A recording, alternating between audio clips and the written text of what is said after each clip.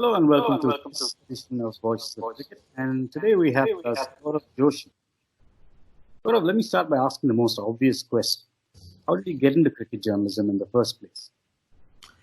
Well, Anand, you might know this, but some of the other guys might not. But I was actually an IT professional in Australia, and growing up in Australia, I've always been addicted to all sports. And given my background in coming from India, cricket has always taken precedence, I guess.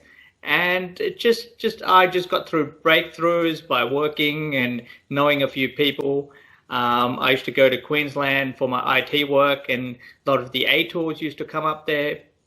I had some time off. I used to go watch. I just got contacts from various people and said, why don't you start doing a little bit of radio updates? It started with the ABC.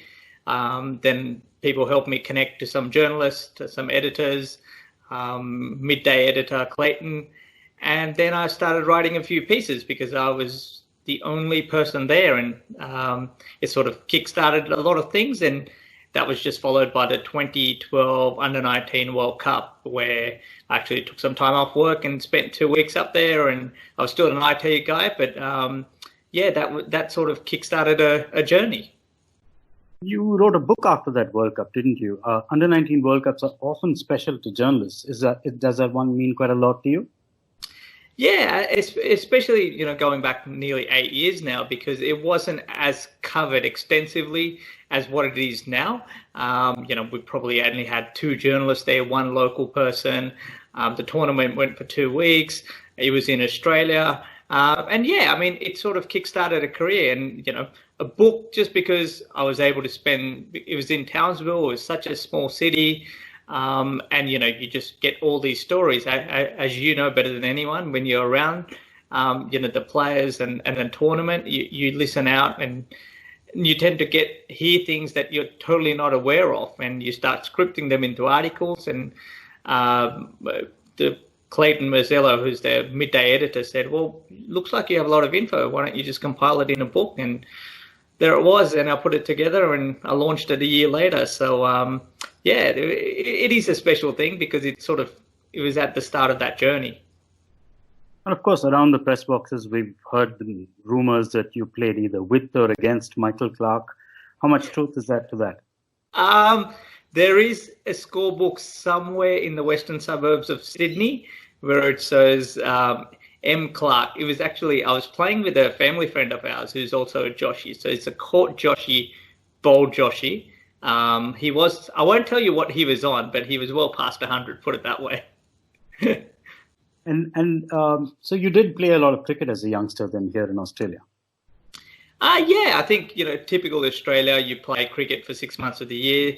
The other 6 months I was playing soccer. I played a rugby 1 year, but my fragile frame probably didn't allow it. My parents probably thought I did get a couple of broken bones. So it ended up being soccer. But yeah, bit of cricket. But as soon as you sort of go into, universities, and especially when you start working, you just don't have the time.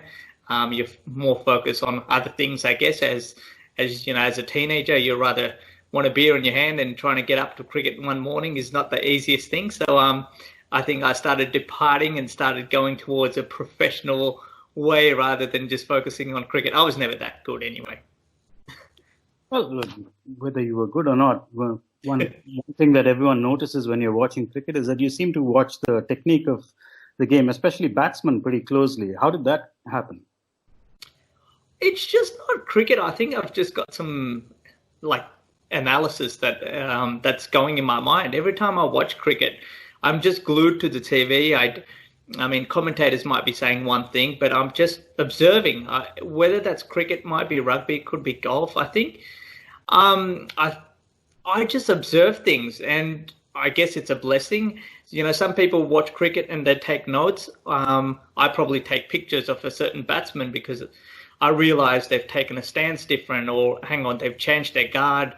And somebody gets out, you're like, why are they getting out same way? And lucky enough, having Foxtel at home, I can pause it, take photos, think about it. One thing I believe I'm good at is actually replicating what's going on TV screen in my house with a bat, and then when your movements are going in a certain way, you start understanding things. So and I've done a bit of level 1 coaching, taught some little kids some golf as well. So I think it's just that side of the mind, and that's why I love watching it. That's why I'm glued to it. Probably don't get distracted as some of the other people do, but and I think it just gets stored in memory, which is probably the best thing, best of my assets, and that allows me to later in the day, to whether that's writing, putting up a video, or speaking on radio. I think that helps me. Now, veering away from the cricket and the journalism for a little bit, let's just try and get to know you a little bit better. Some hypothetical questions here. If you could be any cricketer, either current or former, if you could choose to be any one, which one would you choose and why? Which cricketer would I be? Yes. Shane Warne, definitely. Just because, I was a bit of a leg spin bowler. I just loved it. I still bowl a bit of leg spin. There was just something to the art, and it was just slow bowling. I haven't got a physique to be a fast bowler.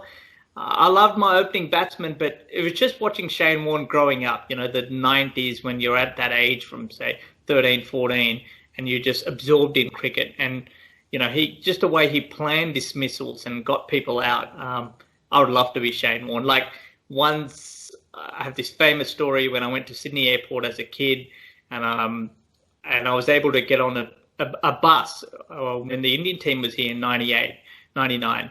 And I actually got to speak with Sachin. I wasn't a journalist, just a pure fan. And first question I said, who's the best bowler? And I was hoping he said Shane Warne. He said, I don't know about the best bowler, but I'll tell you who's the most intelligent bowler.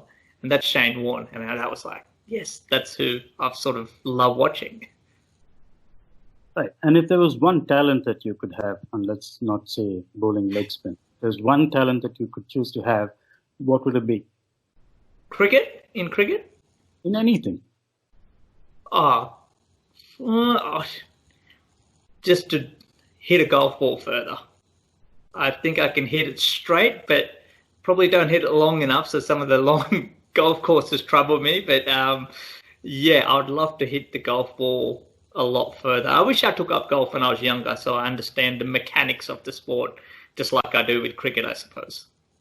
And you've spoken about who you'd be as a cricketer, but in real life, of people you know and people around you, who would you say is someone you look up to or your hero?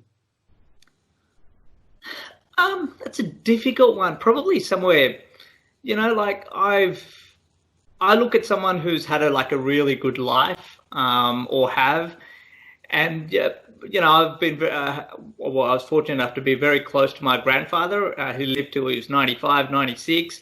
Came from a village, worked for the Indian Navy, took our family into Bombay, and then, parents came here and I came to Australia. So yeah, a lot.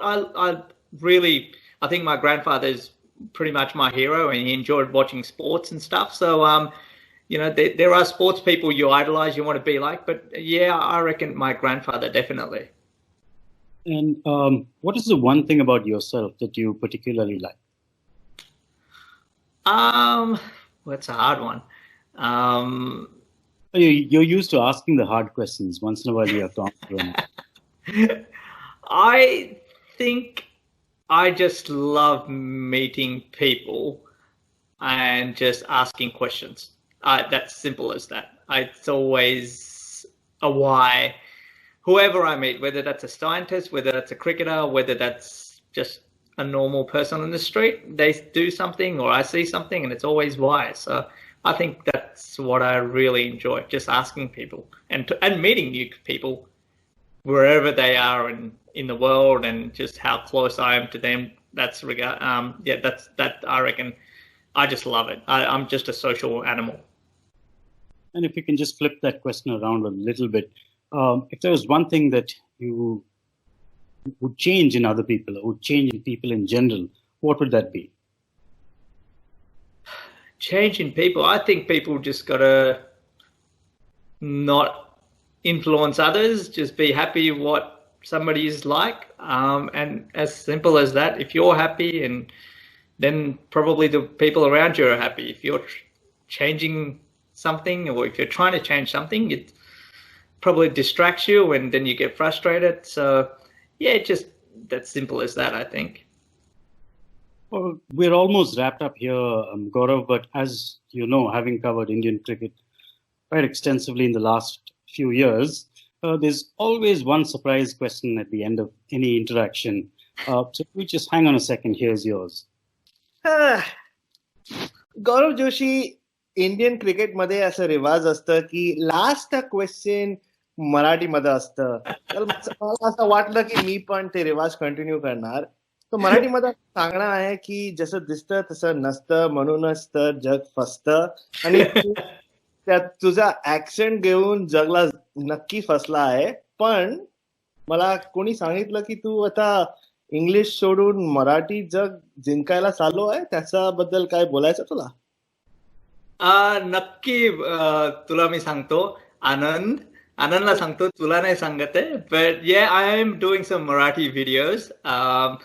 Even luckily during lockout, I've just been able to isolate myself into certain places. एक second, camera चालू आहे, मराठीमध्ये बोलू शकणार का तू? हो, sorry. नक्की मी मराठी व्हिडिओज करतोय, कारण मराठी लोक पण भरपूर आहेत. आणि इतक्या ऑस्ट्रेलियामध्ये स्टोरीज आहेत, इंडियन क्रिकेटमध्ये स्टोरीज आहेत, आणि मराठी ऑडियन्स पण भरपूर आहेत. आणि त्यांच्यासाठी की क्रिकेटबद्दल काय सांगावं काय नाही, त्यांना खूप इंटरेस्ट असतो. आणि म्हणूनच मी नवीन सेगमेंट आता सुरू केलं आहे, सुरुवात कुठे झाली. ते नक्की माझ्या फेसबुकवर जाऊन बघा.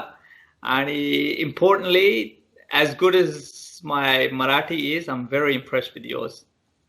As a great man once said, brilliant.